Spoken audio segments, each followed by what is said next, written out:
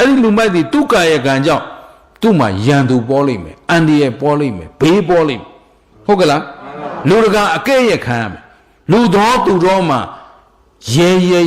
နေထိုင်ပြောဆိုနိုင်ခြင်းမရှိဘူးဒါလူမိုက်တို့ရဲ့လက္ခဏာလူမိုက်ရဲ့အကျိုးဆက်ပဲရှင်းတယ်နော်မင်္ဂလာတရားတော်တွေကပထမဦးဆုံးမင်္ဂလာကိုဒီနေ့ဟောမှာနော်ဘယ်တော့ဦးဆုံးမင်္ဂလာပါလဲကောင်းလိုက်တာတခါကြီးသာဓု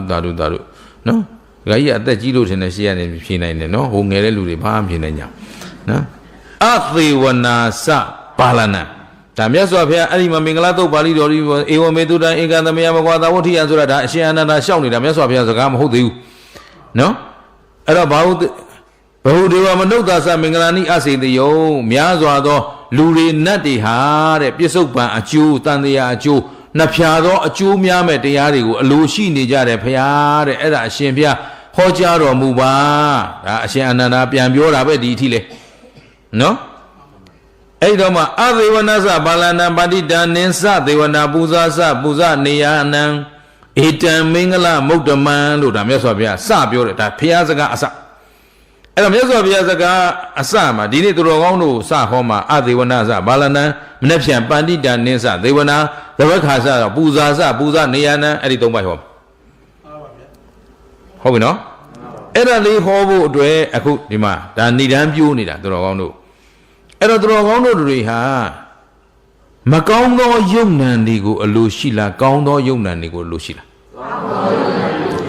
တကယ်နိယာမအတိုင်းပြောကြဆိုလူတိုင်းကောင်းတဲ့ယုံနံနုပြိုသောလန်းဆန်းသောတက်ကြွသောကျမ်းမာသောတန်ဆွမ်းသောဒါတွေကိုသာအလိုရှိတာမလားသို့တော့ကိုအလိုရှိတာနဲ့ကိုရနေတာနဲ့နော်ကြည့်လိုက်2019ကုန်တော့2020နှစ်သိကူဒီလိုအချိန်ထက်ဆိုင်ရင်နည်းနည်းလွတ်လပ်သေးတယ်ပေါ့သွားနိုင်သေးတယ်လာနိုင်သေးတယ်ပျော်နိုင်သေးတယ်ပါနိုင်သေးတယ်သို့တော့ကိုဗစ်ကြီးကတော့စနေပြီ19ကစခဲ့တာဒီဇင်ဘာစခဲ့တာအခုဒီနှစ်ဆိုရင်ဒါတစ်နှစ်ပြည့်သွားပြီအခုတစ်နှစ်ကျော်သွားပြီအဲ့ဒီတော့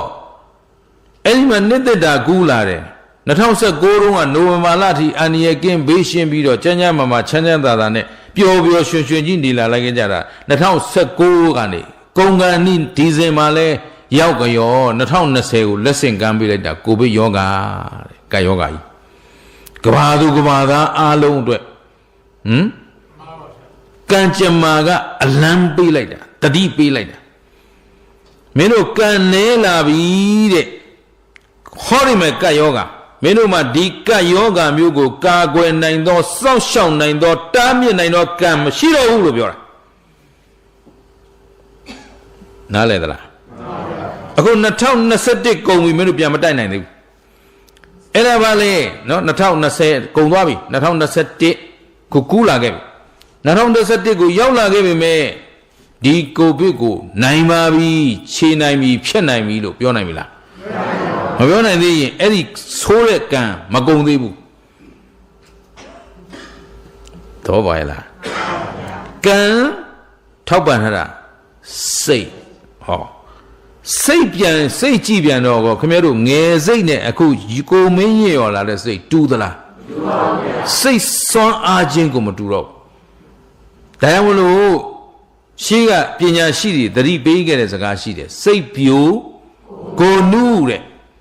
စိတ်ကအမြဲတမ်းနုပြိုလန်းဆန်းတက်ကြွနေအောင်ငါမအိုသေးဘူးငါလုံနိုင်သေးတယ်ငါကင်နိုင်သေးတယ်ကိုယ်စိတ်ကိုတခါတည်းဆောင်ထားပြီးတော့ငါဟာလုံနိုင်သူဖြစ်တယ်ကင်နိုင်သူဖြစ်တယ်ဒီတာဝန်ကိုယူနိုင်သူဖြစ်တယ်ဒီနေရာမှာနေနိုင်သူဖြစ်တယ်ဟောတချို့ကစိတ်သက်ခွန်အားမရှိတဲ့လူကြတော့လူတကာကသူ့ကိုအေးလုံမှာကိုစောင့်နေကြတယ်ဘယ်သူမှလည်းငါအေးမလုပ်ကြဘူးဘယ်သူမှလည်းငါ့ကိုမချီးမွမ်းကြဘူးဘယ်သူမှလည်းနေရာမပေးကြဘူးနော်စိတ်ခွန်အားကနေနေတော့ဘယ်နေရာမှအရာမရောက်ဘူးဘယ်မှလည်းအသုံးမဝင်ဘူးဘာမှလည်းမလုပ်နိုင်ဘူးဟောသဘောပါလားစိတ်ကဆောင်နေတဲ့လူကြတော့လုံနိုင်တဲ့ကိုင်နိုင်တဲ့ဆိုဘလောက်အသက်ကြီးအသက်နဲ့မမျှတဲ့တာဝန်တွေလည်းထမ်းဆောင်နေနိုင်တဲ့ပုံကိုယ်တွေမရှိဘူးလားရှိပါဘူးလုံနေနိုင်တဲ့ပုံကိုယ်တွေမရှိဘူးလားရှိပါဘူးအဲ့ဒါတို့လူခမရတို့ကျုပ်တို့လိုပဲအသက်ကြီးလာရင် तू မအုံဘူးလားအိုသလားအိုတာပဲအိုတာချင်းအတူတူကို तू ဘာဆောင်နေလို့ तू ကစိတ်ဆောင်နေတာဆိုတော့ तू စိတ်ကတော့ဆောင်နိုင်တယ်ငါစိတ်ကအလကားစိတ်ပဲလို့ပြောတာနဲ့တူတူပဲမြို့လိုက်မလို့90ကျော်လာပြီ60ကျော်ပြီဘုန်းကြီးရဲ့မရဘူးတော့ပါလားဒါဆိုဟိုအင်္ဂလန်ဘုရင်မကြီးကခင်ဗျားတို့ရည်မှာပေါ့ဟုတ်လားဟိုတရားတော်ပြုတော့မယ်သူတိုင်းပြည်ကောင်းဆောင်နေတော့ကဘာကြီးကိုတွန်းလမ်းညွှန်နေတော့တော့ပါလားအဲ့တော့ခင်ဗျားတို့ကျလို့နေဒီမှာသူနဲ့ဘာကွာနေတောင်ဆိုတော့ဒီကစိတ်ကွာနေတာစိတ်ဆွမ်းမရှိတဲ့လူတွေကငကိုကလေးကြဆုံးနေတာတော့ပါလားအရေးကြီးတယ်နော်အခုဦးဇင်းတို့က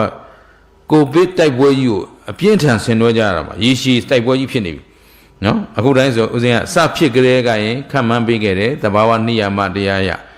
မင်းတို့အမြန်ဆုံးပြန်လဲတွန်းလှန်တိုက်ခိုက်နိုင်ရင်2 နှစ်ကြားလိမ့်မယ်ကြာရင်9 နှစ်ကြာလိမ့်မယ်ဒါကံကောင်းထောက်မှရင်မဟုတ်ရင်လည်းမင်းတို့အားလုံးတွေကထက်ဝက်လောက်တည်သွားလိမ့်မယ်နော်ဒီတိုက်ပွဲထဲမှာအောင်ပွဲခံတဲ့ထက်ကိုပါခြင်းမတောင်ပါသွားလိမ့်မယ်စတိုးတင်ပြီးတော့ခံမှန်းပေးထားပြီးသားအဲ့တော့ခုခံမှန်းထားတဲ့အတိုင်း2 နှစ်ဒါအနည်းဆုံးကြာတော့မှမပြီးနိုင်သေးဘူးနောက်ထပ်တော့2 နှစ်တိုးရမလို့ဖြစ်နေတယ်အချိန်တည်းကအဲ့တော့ပြန်စဉ်းစားကြည့်ရင်သူတော်ကောင်းတို့တွေဒီကယောဂါကြီးပြန်ကယောဂါကြာရောက်လာတယ်ဆိုတာကလူတွေရဲ့ကံတရားတွေအားနည်းလာလို့ဘာအားနည်းလားဟုတ်ပြီကံတရားအားနည်းလာလို့ကံတရားရဲ့ပြယုတ်ဖြစ်တလောကလုံးရဲ့နိယာမတရားအရကဘာကြီးကမင်းတို့တွေအကုသိုလ်တွေများနေပြီကုသိုလ်တရားတွေဆုံးယုံနေပြီဟေးဟုတ်လားသတိထားကြဆိုအလံပေးလိုက်တာအဲ့ဒါကိုစိတ်စွမ်းအားနဲ့ပြန်ထမှာစိတ်ကနေပြီးတော့ကုသိုလ်တရားတွေကိုအမြဲတမ်းဆောက်တည်ပွားများစုဆောင်စီးပူးပြီးတော့ဒီကံစွမ်းအားတွေကိုပြန်လဲတွန်းလှန်ပြရမယ်အရေးမှာစိတ်စွမ်းအားကနိုးထမလာဘူးဆိုရင်ဒီကံယောဂါကတောင်ခင်ဗျားတို့လွန်မြောက်နိုင်မှာမထင်ဘူးသဘောပါရဲ့လားအရေးကြီးဆုံးတရားဒီနေ့ပြောနေတာနော်အဲ့တော့အဲ့ဒီမှာဒီကံစွမ်းအားနဲ့စိတ်စွမ်းအားကံမှာလည်းတစ်ခါပြန်ကြည့်တော့ပဋ္ဌာန်းပါဠိတော်ကြီးမှာအာသေဝနပစ္စည်းဆိုတာရှိတယ်ပဋ္ဌာန်းနေဒေတာဆိုတာအကျဉ်းပေါ့အဲ့ဒီအကျဉ်းကလေးမှာပဲအကျဉ်းဆိုရင်ဦးဇင်းတို့တော်ကောင်းတို့အတွက်လုံလောက်ပြီတိတ်အကျယ်ကြီးမလို့ဆိုတာဉာဏ်လည်းမလိုက်နိုင်ဘူးနောက်အချိန်လည်းမရဘူးဦးဇင်းတို့တော်ကောင်းတို့အတွက်ဉာဏ်မိသလောက်ကလေးပြောရင်ဒီအကျဉ်းဟာဦးဇင်းတို့အတွက်လုံလောက်ပြီပြည့်စုံပြီအဲ့တော့အကျဉ်းမှာအာသေဝနပစ္စည်းမှာဘာပြောလဲဆိုတော့ပုရိမာကုသလဓမ္မပစ္စည်းမာနံကုသလနံဓမ္မနံအာသေဝနပစ္စည်းနာပစ္စည်းယောပုရိမာအကုသလဓမ္မပစ္စည်းမာနံအကုသလနံဓမ္မနံအာသေဝနပစ္စည်းနာပစ္စည်းယောပုရိမာကိရိယာဗျာကတာဓမ္မပစ္စည်းမာနံကိရိယာဗျာကတာနံဓမ္မနံအာသေဝနပစ္စည်းနာပစ္စည်းယောလို့ဒီလိုဆိုထားတယ်၃ချောင်းကလေးပဲဆိုတယ်အဲ့တော့ဥပနိဒေယပစ္စည်းမှာကြတော့ပုရိမာကုသလပစ္စည်းမှာကုသလပုရိမာကုသလပစ္စည်းမှာအကုသလကေသင်စီနဲ့ဒီလိုလာအဲ့ဒါဥပနိဒေယပစ္စည်းအဲ့ထားဒီနေ့အဲ့ဒါမရှင်းကြဘူးရှင်းမှာအာသေဝနဆိုတာအဖန်ဖန်ထုံမွှမ်းနေတာကုသိုလ်တရားပေါ်မှာကုသိုလ်ကထုံမွှမ်းထားတယ်အကုသိုလ်ကိုအကုသိုလ်ကထုံမွှမ်းထားတယ်မှတ်ထားနော်အဲ့တော့အဗျာကတကုသိုလ်ကိရိယာအလုပ်တွေကိုကိရိယာအလုပ်တွေကပဲဘာလို့လဲထုံမွှမ်းထားတယ်အဲ့တော့ခုသူတို့တော်ကောင်းတို့ရဲ့စိတ်တွေမှာကုသိုလ်စိတ်တွေအဖန်ဖန်ထုံမွှမ်းထားမှဟိုအကုသိုလ်အကျိုးဆက်ကြောင့်လာတဲ့ဒီဘေးဆိုရန်ဆိုအန္တရာယ်ဇိုးတွေကလွတ်နိုင်မှာဟုတ်ကလားကုသိုလ်နဲ့ထုံမွှမ်းမထားနိုင်ဘူးဆိုရင်ဒီအကုသိုလ်ကိုတွန်းလှန်နိုင်စွာမရှိတော့မရှိခဲ့ရင်တော့အလုံးစုံကြာရှုံးရလိမ့်မယ်ဟုတ်ကလားအဲ့တော့တလောကလုံးအတွက်လိုအပ်နေတာဦးဇင်းကစဉ်းစားကြည့်လိုက်တယ်ဒကာကြီးဦးအောင်စောကရှင်ဘုရားတပည့်တော်တို့မန္တလေးသူမင်္ဂလာအဖွဲ့ကနေတရားတောင်းပါတယ်နှစ်သက်ကူတရားပွဲလေးကျင်းပပေးပါဆိုတော့ဦးဇင်းကအဲ့ဒါဆိုရင်နှစ်သက်ကူဆိုတော့ January 1ရက်တော့မလုပ်နဲ့ဗျာ January 1ရက်ကနေပတ်ဝန်းကျင်ကဟိုးမှာနိုင်ငံတော်ပွဲကြီးတွေလုပ်နေတယ်အဲ့ရက်တွေတို့မလုပ်ကြစုနဲ့လွတ်အောင်ရှောင်လိုက်ဒါနှစ်တိုင်းမှာဦးဇင်းကရှောင်ပါတယ်အဲ့တော့ အလုပ်ပြီးသွားတဲ့နေ့မှာဒုစအောင်ဆိုဒါဆို9ရက်နေ့လွတ်ပြီဗျာအဲ့လွတ်အဲ့နေ့လွတ်တော့ဆိုတော့တရားဝဲပြီးလိုက်ပြီကဲ Zoom တရားဝဲပေါ့ဒါ online မှာလည်းပြည်သက်များစွာနားနေငါဘာဟောမလဲသူတို့ငါဘာပေးရမလဲဒီချိန်မှာအကောင်းဆုံးသတိပေးနိုင်မှတော်ကာကြမယ်စဉ်းစားလိုက်တာချက်ချင်းမှာပဲအဖြေထွက်လာတယ်အိုးဒီမြတ်စွာဘုရားပြောခဲ့တဲ့မင်္ဂလာတရားရဲ့အခြေခံကိုကများစွာသောလူတွေနတ်တွေဟာတဲ့နော်ဘဟုဒေဝမနုဿာစဆိုတာဘဟုများစွာသောဒေဝနတ်တွေမနုဿလူတွေဟာတဲ့နော်တုဋ္ဌာဏအခုရောနောက်ငေါအကျိုးများတဲ့ပစ္စုပန်တန်တရားအကျိုးများတဲ့တရားတွေကိုအလိုရှိနေတယ်ဖျားတယ်အဲ့ဒါအရှင်ဖျားပစ္စုပန်တန်တရားအကျိုးများတဲ့တရားဟောပေးစမ်းမှာဆိုတော့အခုခင်ဗျားတို့ပစ္စုပန်မှာလည်းအန္တရာယ်ကင်းဘေးရှင်းတဲ့အကျိုးတွေမလိုချင်ဘူးလားလိုချင်တာပဲအဲ့ဒီအတွက်ဦးဇင်းတို့အတွက်လိုအပ်နေတဲ့အတွက်အဲ့ဒီလိုအပ်ချက်ကဒီမင်္ဂလာသုတ်တရားမှာအပြည့်အဝပါပြီသားသဘောပါတယ်နော်အေးအဲ့တော့မှအခုရောတန်တရားရောဆိုတော့ဦးဇင်းတို့မှာဘုရားရဲ့တရားတော်တွေကိုယုံကြည်သက်ဝင်ကြတဲ့ပုဂ္ဂိုလ်တွေပြီးပြီတန်တရားဆိုတာရှိမရှိရှိပါတယ်ယုံမယုံတန်တရားကဘုရားတရားတော်ကိုယုံလို့ရှိနေခဲ့တာလားဒါလေးလည်းမှတ်ထားအောင်နော်အခုကိုယ်ပိုင်အသိဉာဏ်နဲ့မသိနိုင်ဘူးလားသိနိုင်တယ်တန်တရားဆိုတာရှိနေတယ်အဲ့တော့အတိတ်ကအကြောင်းပစ္စုပန်အကျိုးဆိုတာမရှိဘူးလားပစ္စုပန်အကြောင်းတရားတွေကနောင်တန်တရားအကျိုးဆိုတာမရှိဘူးလားပြတ်တောက်သွားတယ်ဆိုတာမဖြစ်နိုင်ဘူးပြတ်တောက်သွားတယ်ဆိုတာတကယ်တော့တကယ်ကိုဉာဏ်ဖြစ်တဲ့လူတွေယုံကြည်တဲ့ယုံကြည်ချက်နော်နောက်ထပ်ပြောမယ်ဆိုရင်နောက်ကြောင်းအကျွေးတွေမဆက်ချင်လို့နော်ခုကိစကားနဲ့ပြောရရင်နောက်ကြောင်းပြန်အေးမယူရဆိုတဲ့နော်ပုံစံမျိုးပေါ့ငါလှုပ်ရှင်လှုပ်ထားခဲ့မယ်ပြီးရင်ပြီးသွားတာပဲဆိုဒါမှ तू ကစိတ်သက်သာရမှာဟုတ်ကလားအဲ့တော့အဲ့ဒီလိုလူမျိုးတွေယူဆတဲ့အယူဆအမတန်ညံ့သောဖြင်းသောအရေးချင်းပဲသောတန်ဖိုးမရှိသောပုဂ္ဂိုလ်တွေရဲ့အယူဆအဲ့တော့တို့တွေကအားလုံးသိနေတယ်အကြောင်းတရားရှိရင်အကြောင်းပြုတ်ထားရင်အကျိုးဆိုတာ result ဆိုတာလာမလားမလာဘူးလားလာမှာပေါ့ဘယ်သူမပြုတ်မိမိဘူးဒီအကြောင်းတရားတွေကအကျိုးတရားပြန်ခံစားရမှာဒါသိကြနေတာပဲဒီတော့တန်တရားဆိုတာမရှိဘူးလားရှိတော့တန်တရားမှာကောငါတို့ဆိုးဝါးတဲ့ယုံညံ့တဲ့အကျိုးတရားတွေလိုချင်သလားမလိုချင်ရင်အားလုံးဟာနော်အခုစတင်ပြီးတော့ဦးဇင်းတို့နှလုံးသွင်းကြရမှာကမြတ်စွာဘုရားရှင်ကိုရောမြတ်ကြီးကအသေဝနာစဘာလနံဒါကိုရိုးရိုးလေးဘာသာပြန်ရင်ဘာလနံလူမိုက်ကိုအသေဝနာစယာအသေဝနာစမပေါင်းသိခြင်းသည်၎င်းနော်လူမောက်နဲ့မပေါင်းဖော်တာမင်္ဂလာတဲ့ပါတယ်လူမိုက်ရဒါဖြင့်လူမိုက်ဆိုတာဘာလို့လို့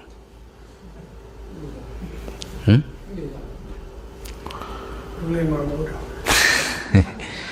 လောဘဒေါသမောဟအဲ့ဒီမှာဦးဇင်းတို့နားလည်ကြမှာဦးဇင်းဒီမှာလဲအပိုင်းနေရခွဲခြားပြီးတော့ဟောစရာတွေရှိတယ်နော်ကျေးဇူးရှင်မိုးကုတ်ဆရာတော်ဘုရားကြီးကတော့ဘာလနံမိုက်သောတရားကိုဒီလိုပြောတာနော်ထားလိုက်အဲ့ဒီကိုရောက်လာမှာပဲတကယ်အနှစ်သာရရဲ့အဓိပ္ပာယ်ကလည်းအဲ့ဒါပဲပုထုဇဉ်အမြင်နဲ့အရိယာအမြင်မတူတာနော်ဉာဏ်ချင်းမတူတာဘာလလို့ပြောလိုက်ကြတဲ့ကရင်ကဲရိုးရိုးတမန်ပုထုဇဉ်တွေတမန်လူသားတွေအတွက်ကတော့လူမိုင်းလို့ယူဆရမယ်အဲလူမိုင်းဆိုတာဘယ်လိုလူမျိုးကိုပြောတာလဲဆိုတော့စာထဲမှာဆိုတာမြတ်စွာဘုရားဟောထားတဲ့ဓမ္မခန္ဓာတွေကိုသူတော်ကောင်းတွေသူမြတ်လောင်းတွေရှင်းလင်းပြသထားခဲ့တဲ့တရားတွေနဲ့ပြန်ပြီးတော့ပြောရရင်မကောင်းသောအကြံအစီမကောင်းသောစကားမကောင်းသောအပြုအမူမကောင်းသောမနောကံမကောင်းသောဝစီကံမကောင်းသောမနောကံကာယကံဝစီကံမနောကံမကောင်းတဲ့ကာယကံဝစီကံမနောကံနေကိုလှုပ်လိရှိတာကိုဘာခေါ်လဲလူမိုက်ပါတဲ့ဟုတ်ကလားဟဲ့ပါတယ်လှုပ်လိရှိတာလူမိုက်ဆိုတော့လူမိုက်လို့ပြောလိုက်ရင် လူပုဂ္ဂိုလ်ကြီးကမိုက်တာလားသူလုပ်တဲ့အကျင့်အမှုအကျင့်ကမိုက်နေတာလားတနည်းအားဖြင့်သူဆောင်တဲ့တရားကမိုက်တာပဲအဓိကနော်တော့အဲ့ဒီဆောင်တဲ့တရားစီကိုနောက်တစ်ဆင့်သွားမယ်အခုတစ်ဆင့်ကဦးဇင်းတို့လူမိုက်ကိုနားလည်ဖို့ရလောကမှာဖြစ်ပေါ်လာတဲ့ဘေးဆိုးရန်ဆိုးအန္တရာယ်ဆိုးမှန်သမျှဟာလူလိမ္မာကြောင့်ဖြစ်လားလူမိုက်ကြောင့်ဖြစ်လူမိုက်ကြောင့်ဒါအားလုံးခံမှန်းလို့မရဘူးလားနော်အားလုံးယုံကြည်တိုက်မယုံကြည်တိုက်မကောင်းသောဘေးမကောင်းသောဒဏ်မကောင်းသောရန်မကောင်းသောအန္တရာယ်တွေအားလုံးဟာတဲ့မကောင်းသောအကျိုးရလဒ်မှန်သမျှဟာလူမိုက်ကြောင့်ဖြစ်တယ်လူလိမ္မာကြောင့်ဖြစ်ပါဘူးလူလိမ္မာပညာရှိကြောင့်မဖြစ်ဘူးဒါကြောင့်ပန္တိတာနိင်္စသေဝနာလို့ပြောတယ်အဲ့တော့အသေဝနာစဘာလနံဘာလနံလူမိုက်ကိုမပေါင်းနဲ့ဆိုတာလူမိုက်ကိုဘယ်လိုသိနိုင်မလဲဆိုတော့သူ့ရဲ့ကာယကံဝစီကံမနောကံကံသုံးပါးကိုကြည်ချင်းဖြင့်သိနိုင်တယ်တဲ့လူမိုက်ဒီမကောင်းသောကာယကံကိုသာလုပ်လို့ရှိတယ်ဟောသူများသက်သက်ချင်းသူဥစ္စာခိုးခြင်းသူများသားများပြစ်မှားခြင်းမရှိဘူးလားမကောင်းသောဝစီကံယုံရင်ကြမ်းတမ်းတဲ့စကားတွေပြောတယ်မဟုတ်မမှန်လိန်ညာလိန်ဆယ်တဲ့စကားတွေပြောတယ်ဂုံတိုက်တဲ့စကားတွေပြောတယ်လူမိုက်နှုတ်ကနေကောင်းသောစကားမထွက်ဘူးချိုသာသောစကားယဉ်ကျေးသောစကားသိမ်မွေ့သောစကားဟုတ်ပလားလူမိုက်ရဲ့လက္ခဏာမကောင်းသောစကားကိုသာပြောတယ်ဖရုဒ္ဓဝါစာတွေပြောတယ်ပိတုဏဝါစာတွေပြောတယ်တန်ဖတ်ပလပဝါစာတွေပြောတယ်ကိုတခါတည်းအချိန်ကုန်ခံပြီးကိုဘဝရဲ့ကိုအသက်ကိုခန္ဓာဦးမှာကိုတန်ဖိုးမထားဘဲနဲ့အနှစ်သာရမရှိတဲ့အလုပ်တွေနဲ့အချိန်ကုန်နေတယ်ကိုအတွက်အကျိုးရှိမဲ့အလုပ်ကိုမလုပ်တတ်ဘူးအဲ့ဒါဘယ်သူအလုပ်လို့လူမိုက်ရဲ့အလုပ်ကာယကံဒီတိုင်းပဲကိုဒီအလုပ်လုပ်နေလို့ကုသိုလ်ရသလားပညာရသလားဘဝတုတ္တရသလားအချိန်နဲ့မြစက္ကန့်နဲ့မြကိုအတွက်အကျိုးရှိမဲ့အလုပ်ကိုရွေးချယ်ပြီးမလုပ်တတ်ရင်ဒီလူပါလဲလူမိုက်ပဲတဲ့အကုသိုလ်တွေဖြစ်နေမယ်ကိုလုပ်နေတဲ့အလုပ်တစ်ခုကြောင့်ဘာပဲလုပ်နေအလုပ်ကြောင့်လောဘဇောတွေဒေါသဇောတွေမောဟဇောတွေနဲ့တခါတည်းခက်ထန်ကြမ်းတမ်းမှုယုံရင်ကြမ်းတမ်းမှုအောက်တန်းချမှုယုံမှမှုတွေဒီပဲဒီထဲမှာနှိမ့်ဝင်နေမယ်ဆိုရင်ကုသိုလ်တွေလားအကုသိုလ်တွေလားအကုသိုလ်ဆိုလူဘဝရကြိုက်ကလေးမှာမြတ်သလားရှုံးသလားရှုံးပြီတဲ့ဒါကိုရှုံးအောင်နှိမ့်မွန်းအောင်ဟောလူမိုက်ဟာအဲ့ဒီအကုသိုလ်အလုပ်လုပ်နေရင်ပြစ္ဆုတ်ပံမှာရောအန္တရာယ်ကင်းပေးရှင်းမှာမရှင်းနိုင်ဘူးအဲ့ဒီလူမိုက်ဒီသူ့ကာယကံကြောင့်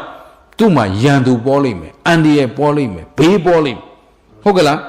လူတကာအကဲ့ရဲ့ခံရမယ်လူတော်သူတော်မှာရဲနေထိုင်ပြောဆိုနိုင်ခြင်းမရှိဘူးဒါလူမိုက်တို့ရဲ့လက္ခဏာလူမိုက်ရဲ့အကျိုးဆက်ပဲရှင်းတယ်နော်မကောင်းသောကာယကံမကောင်းသောဝစီကံအလုံးသတိထားနော်ကိုလူလိမ္မာပညာရှိလို့ထင်နေပေမဲ့မကောင်းတဲ့ဝစီကံတွေမဖယ်ရှားနိုင်ဘူးမပြုတ်ပြင်နိုင်ဘူးဆိုရင်ဘာပဲတော့လူမိုက်ပဲဒီစကားတွေအကြောင်းအကုသိုလ်ဖြစ်တယ်ရှင်းသလားကောင်းပြီမကောင်းသောမနောကံဟောမကောင်းတဲ့အကြံတွေကိုပဲကြံတယ်မကောင်းတဲ့အတွေးတွေကိုပဲတွေးတယ်ယုံမာသောကောက်ကျစ်သောရက်ဆက်သောရိုင်းဆိုင်သောလီဆယ်သောအောက်တန်းကျသောအတွေးတွေကြီးပဲတွေးနေပဲဆိုရင်သူသည်အဲ့ဒီလုံနေတဲ့အချိန်မှာရောငြိမ်းချမ်းမလားငြိမ်းချမ်းပါဘူးဗျာဒါပေမဲ့အဲ့ဒီဖြစ်လာတဲ့သူ့လုံတိုက်တဲ့အကုသိုလ်အကျိုးဆက်ကြောင့်တန်တရားမှာရောချမ်းသာမလားချမ်းသာပါဘူးဟောမကောင်းတာလို့ရင်ရှုံးသလားရှုံးပါတယ်ဒါပေမဲ့သူ့အတွက်တန်တရားရောကောင်းနိုင်သလားမကောင်းနိုင်ဘူးအဲ့တော့ငါသိရင်ဘာဖြစ်အောင်မလို့တပည့်တော်တို့သိရင်ဘာဖြစ်အောင်မလို့ဘာမှမစင်စားနဲ့မတွေးနဲ့မမေးနဲ့ကိုလုံးနေတဲ့အလုပ်သာကြည့်မကောင်းတဲ့အလုပ်တွေကြီးလုပ်နေရင်မကောင်းတဲ့လားရကိုပဲသွားမှာမကောင်းတဲ့စကားတွေပဲပြောနေရင်မကောင်းတဲ့လားရပဲသွားမှာမကောင်းတဲ့အကြံတွေပဲကြံနေရင်မကောင်းတဲ့အကျိုးကိုပဲပေးမှာဘာမှခက်ပြောနေစရာမလိုဘယ်သူမှမေးစရာမလိုမေးနေတယ်ဆိုတာအလတ်ပတညံ့ဖြစ်လို့ရှင်းသလားရှင်းပါပြီဟိုတဲ့တရားအားထုတ်တဲ့လူကဟောယဟန်ဖြစ်စေလူဖြစ်စေတရားရနိုင်သလားလို့မေးတာအမှန်ညံ့လို့မေးတာကိုလုံးအမဲ့လောက်ကတရားနှလုံးသွင်းပြီးတရားလုပ်ကိုရွချွန်သာလုပ်နေရမလားမရဘူးမေးနေကြမလို့သူတို့ဇက်ကအမှန်ရှိပြီးသားကောင်းတာလို့ရင်ကောင်းရုပ်ပေးမယ်မကောင်းတာလို့ရင်ဒီအခြေခံလောက်မှမယုံရင်လည်းဘာမှမလုပ်နဲ့ တရားရေးမှာမလာခဲ့နဲ့မဆိုင်ဘူးအကြောင်းတရားအကျိုးတရားတွေရှင်းနေပြီးသားအဲ့တော့ဘာမှညံ့ဖြစ်ပြီးတော့ဘယ်ချိန်ရမှာတော့ဘယ်လိုရမှာတော့ရအောင်မှာလားအကိစ္စပြီးအောင်မှာလားမင်းနဲ့သိညံ့ဖြစ်လို့ဦးဇင်းကြည့်ပြီးဩတနာတဲ့စိတ်ထဲမှာဩဘာလို့တလုံးညံ့တာလဲတရားတွေကသိသေးကြနေတာရှိပြီးသားယုံကြည်အဲ့ဒီယုံကြည်တဲ့အတိုင်းဆောက်တည်ထားကဲတရားနှလုံးသွင်းနေတဲ့နဲ့ကိုယ်နဲ့ကဲတရားမရသေးပဲသိလိုက်ပါမြတ်သလားရှုံးလားရှုံးပါဟမ်မြတ်တယ်တရားလုပ်ပြီးသိနေရတာဟမ်မတရားကလုပ်ပြီးသိရတာနဲ့ဆိုင်ရင်တရားကလုပ်ပြီးသိရတာအကောင်းဆုံးပေါ့ဒါပေမဲ့တရားတစ်သက်လုံးလုပ်ရမှာလားလို့မေးတယ်ဒါဉာဏ်ဖြစ်လို့လေဟင်သာဝရတရားနဲ့ကိုယ်နဲ့ကင်းအောင်ကြိုးစားနေရတာတစ်သက်လုံးဆိုတာနေသေးတယ်ဟမ်ဒီလိုမျိုးရောဒီဖြစ်ဖြစ်ပဲတစ်သက်လုံးရှုနေရမှာလားတဲ့ကြည့်ဦးဇင်ပြုံးဒီလိုလူမျိုးတွေတရားနဲ့မထိုက်တန်တဲ့လူတွေဖြေစရာလည်းအကြောင်းမရှိဘူးဦးဇင်ဟမ်ရေးလိုက်ငားလိုက်တာလူမှုရေးဝတ်တရားရတာရိုင်းမှဆိုလို့နော်ကမ္မထာနာစရိယတပါဓမ္မဂရိကတပါလုံနေလို့ပြန်မပြောလိုက်တာပြပြပြန်ပြောတာပေါ့လေဘယ်လိုဖြစ်ပါတယ်ဘယ်ဝါဖြစ်ပါတယ်နဲ့အကြောင်းကျိုးဖြန်ပြေပြနေရတာတကယ်ကတော့မင်းနဲ့တရားနဲ့တန်းကိုမတန်းဘူးဟဲ့အောင်သွားတော့လို့ပြောလိုက်ရုံပဲဟုတ်ပလားသဘောပေါက်သလားအခုဦးဇင်းပြောအခုဦးဇင်းတို့သူတော်ကောင်းတို့တွေတိတ်အရေးကြီးတဲ့ကာလကိုရောက်နေပြီနော်အဲ့တော့အခုသူတော်ကောင်းတို့တွေကအရင်ဦးဆုံးဒီပြင်ရမှာကအသေဝနာစဘာလနာမှာလူမိုက်ကိုမကောင်းနဲ့ဆိုတာအရင်ဆုံးဒါပဲတငါနာနီးတငါတရဝရိယတူရပေါင်းတာတရားရှိသူချင်းပေါင်းတယ်လို့တရားမရှိတဲ့လူချင်းယုံကြည်ချက်မရှိတဲ့လူကယုံကြည်ချက်မရှိတဲ့လူနဲ့ပေါင်းတာပဲဟမ်တူရပထမပဲဟုတ်ကဲ့လားသီလမရှိတဲ့လူကသီလမရှိတဲ့ဒါမှသီလရှိတဲ့လူနဲ့ပေါင်းရင် तू အပြစ်ဖြစ်နေတာဟုတ်သူ့တော့ကနေရာမှမရှိပဲအဲ့တော့ तू ကသီလမရှိတဲ့လူချင်းပေါင်းအရှက်မရှိတဲ့လူကအခုခင်ဗျားတို့အင်အားတွေပြောထားတယ်လေတရားအင်အားဟီရီအင်အားအော်တဘအင်အားပြောထားမရှိလားအဲ့ဒါခင်ဗျားတို့ဒီကပ်ဘေးကနေယုံထားဖို့အတွက်အင်အားတွေပဲအရေးကြီးဆုံးအင်အားတွေပဲအဲ့ခွန်အားတွေပြည့်ဝနေမှာဆိုတော့ခွန်အားမရှိတဲ့လူကခွန်အားမရှိတဲ့လူနဲ့ပေါင်းတယ်ခွန်အားရှိတဲ့လူကတူရပေါင်းမှာဒါဟုတ်အလွယ်ဆုံးဥပမာပြောရင်ထာဂရဆရာတွေကလည်းဥပမာပေးထားတာမြတ်စွာဘုရားဟောတာတဲ့အတိုင်းကြေးသားညီနောင်2ယောက်ဟုတ်ကလားမုံတိုင်းကြတော့ကွဲသွားတယ်တယောက်ကသခိုးဓမြလေးစီတကောင်ကရောက်သွားတကောင်ကကြတော့နော်ယသိယဟန်နေเจ้าကိုရောက်သွားတယ်ရောက်တော့အဲ့ဒီမှာဘယင်ကြီးရှင်ဘယင်ကြီးကတောကစားထွက်ရင်းနဲ့တခါတည်းတခိုးတွေနေရာနာရောက်သွားတော့တခိုးတွေကတော့ဘယင်လာပြီဆိုပြေးတာပေါ့ဘယင်ကြီးကရေမိုးချိုးပြီးအိတ်နေကြေးသားလေးကဟာဟိုမှဘယင်ကောင်ဆလွယ်တွေလူပါလားဘရက်တွေလူပါလားပစ္စည်းတွေချို့လူဟာဒီကောင်တကြဟာအော်နေတာကြီးသားကဘာလို့သူ့တင်ထားတာငယ်ကလေးဒါပဲတင်ထားတာသူကရောက်တဲ့နေရာအဲ့ဒီသခိုးတွေစီရောက်တော့သခိုးစကားပဲပြောတာအဲ့တော့ဘုရင်ကြီးဟာဒီနေရာအန်တယ်မကင်းဝေးမရှိလာသွားကြတော့သူယထာမောင်းနဲ့ခေါ်ပြီးသွားရသိအကြောင်းရောက်တော့ရသိတွေတဘာမှမရှိတတိရှာထွက်နေဟောအဲ့ခါမှာကြီးသားလေးပဲရှိတယ်အာရှင်ဘုရင်ကြီးကြွပါရောက်လာတာနောက်ကျလိုက်တာဒီနေရာဒီဌာနကိုလာတာအခုမှအလှည့်ပေးတာနောက်ကျလိုက်တာအမေဒါပညာရှိစကားနော်လူရင်ကြီးတွေရဲ့စကားအဲ့တော့အခုလိုကြွားရောက်ချင်းမြတ်တာကျေးဇူးတင်ပါတယ်ကျွန်တော်မှလည်းလက်မပါတဲ့အတွက်တစ်သီးတွေမကျွေးနိုင်ပါဘူးဒါပေမဲ့ဟိုပေါ်မှာတစ်သီးတွေရှိပါတယ်ယူစားပါဟိုထဲရေအိုးထဲမှာရေရှိပါတယ်ရသေးတွေဟိုး6ကြားတဲ့ကနေခတ်လာတဲ့စမ်းရည်စိတ်ရည်ကလေးပါသိအေးပါတယ်တောက်တော်မူပါအောင်ဟာကွာလိုက်တာတော့ပါရဲ့လားအဲ့တော့မှအဖြေပြန်ကြည့်လိုက်တော့လူမိုက်နဲ့ပေါင်းမဲ့လူကလူမိုက်ကလူမိုက်နဲ့ပေါင်းလူလိမ္မာက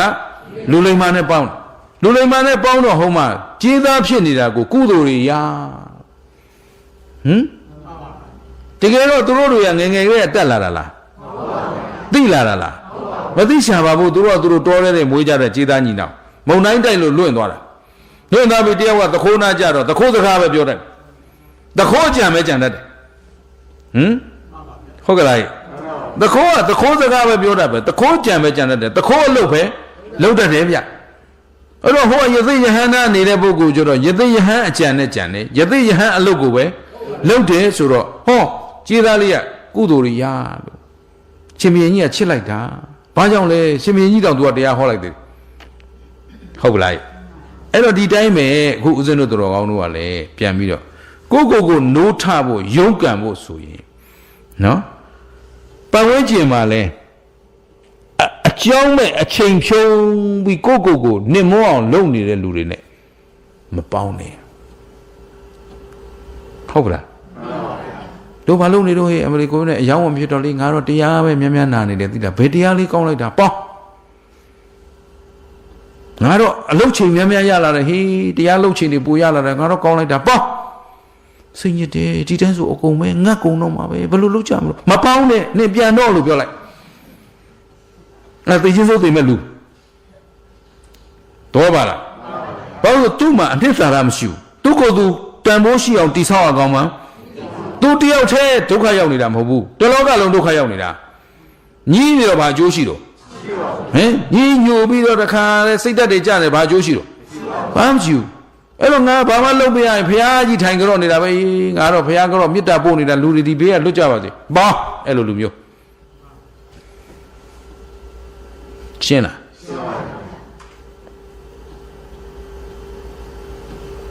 သူတော်ကောင်းတို့ကိုထောက်ပံ့နေတဲ့ကံရဲ့စိတ်ရဲ့ဥရုရဲ့အာဟာရရဲ့အကြောင်းတရားလေးတွေလေဒီအကြောင်းတရားလေးတွေထောက်ပံ့နေတဲ့ထဲမှာအကြောင်းတရားကအကြောင်းကောင်းမှဘာဖြစ်မှာအေးအဲ့ဒါသူတော်ကောင်းတို့ကအကြောင်းကောင်းအောင်ပြုပြင်နေမှအကျိုးတရားဆိုတာဆုတောင်းယူရတာလားအကြောင်းပေါ်မိတာလားဒါရှင်းရှင်းလင်းလင်းဦးဇင်းကသိစေခြင်းနဲ့နော်အခုဦးဇင်းတို့သူတော်ကောင်းတို့ရရှိသုံးဆောင်ခံစားနေရတဲ့အကျိုးတရားသည်ဆုတောင်းယူလို့ရလားမရပါဘူးတကုတ်ရှင်တွေဖန်ဆင်းပေးတာလားအလိုလိုဖြစ်တာလားမရလားကိုပြုထားခဲ့တဲ့အကြောင်းတရားတွေကလာတာဟုတ်ကဲ့လားအဲ့တော့ကောင်းသောအကျိုးကိုလာလိုချင်ပါလေဆိုဆုတောင်းယူနေရမှာလားကောင်းသောအကြောင်းဖြစ်အောင်လုပ်ရမှာလားကျေနပ်ကြလားအဲ့ဒီအတွက်ဒီစကားဟာအလုံးစုံအကျိုးဝင်တဲ့စကားအဝေဝနာစဘာလနာဘာလဲအဝေဝနာစဘာလနာလူမိုက်ကိုလူမိုက်ဘယ်လိုလူတော့မကောင်းသောကာယကံမကောင်းသောဝစီကံမကောင်းသောမနောကံတွေကိုလှုပ်လို့ရှိတာဘာလို့လူမိုက်ဆိုတော့သူဒီမကောင်းသောကာယကံမကောင်းသောဝစီကံမကောင်းသောမနောကံကိုသာလှုပ်လို့ရှိတဲ့အတွက်ယခုဘဝမှာရောအန္တရာယ်ကင်းရလားမကင်းပါဘူးဘေးရှင်းရလားရှင်းပါဘူးချမ်းသာရလားချမ်းသာပါဘူးပြစ္ဆုတ်ပံလည်းမချမ်းသာဘူးတန်တရားမှာလည်းမချမ်းသာနိုင်ဘူးဒါဖြင့်ပြစ္ဆုတ်ပံတန်တရားနှစ်ဖြာအကျိုးရှိတဲ့လူလားအကျိုးမဲ့တဲ့လူလားဒါဖြင့်ဒီလူမျိုးပေါင်းတဲ့မပေါင်းတဲ့ကြည်နပ်ကြလားအဲ့တော့လူမိုက်လို့အလွယ်တကူသိနိုင်တာဒါပါပဲတဲ့မကောင်းသောကာယကံ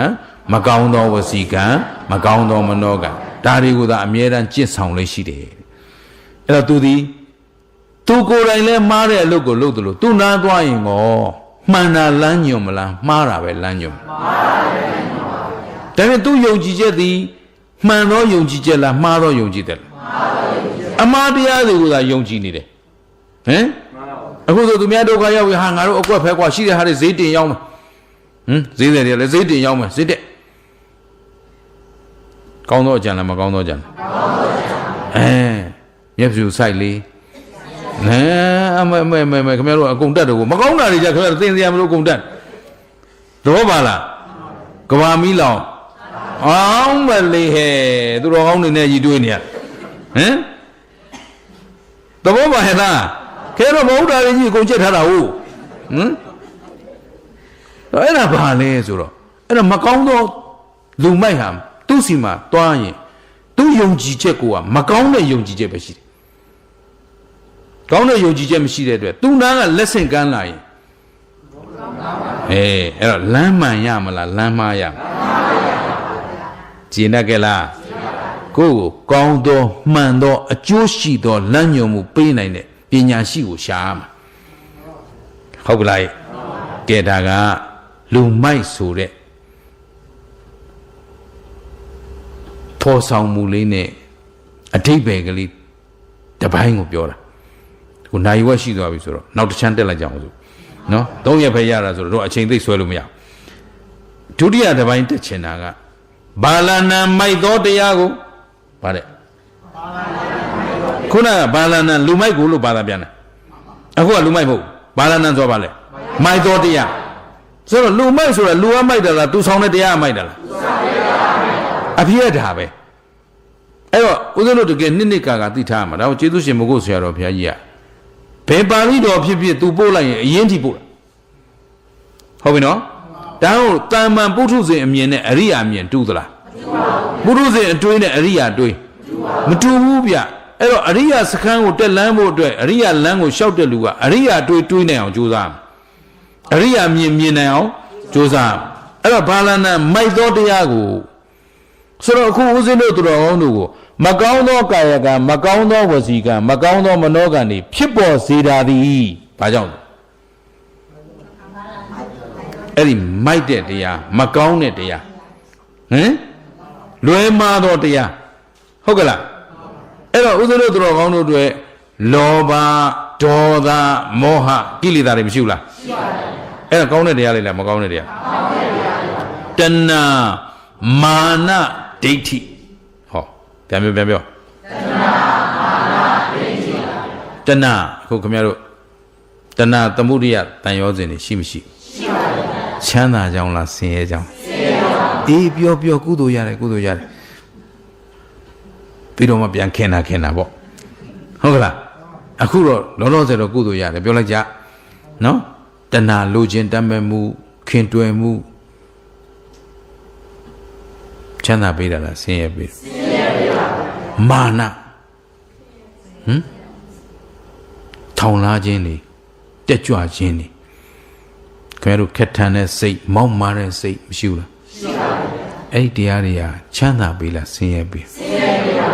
ကိုယ်ကောင်းကျိုးပေးတာလားဆိုးကျိုးပေးတာဆိုးကျိုးပေးတာအောင်မယ်ပြောရလိုက်တာနော်ဒိဋ္ဌိဆိုတာမှားသောအယူကိုပြောတာဗါတယ်မှားသောအယူပါဗျာအဲ့ဒီဒိဋ္ဌိမှာဦးဇင်းတို့မိဝဲရမယ့်ဒိဋ္ဌိကြတော့သမာဓိဋ္ဌိ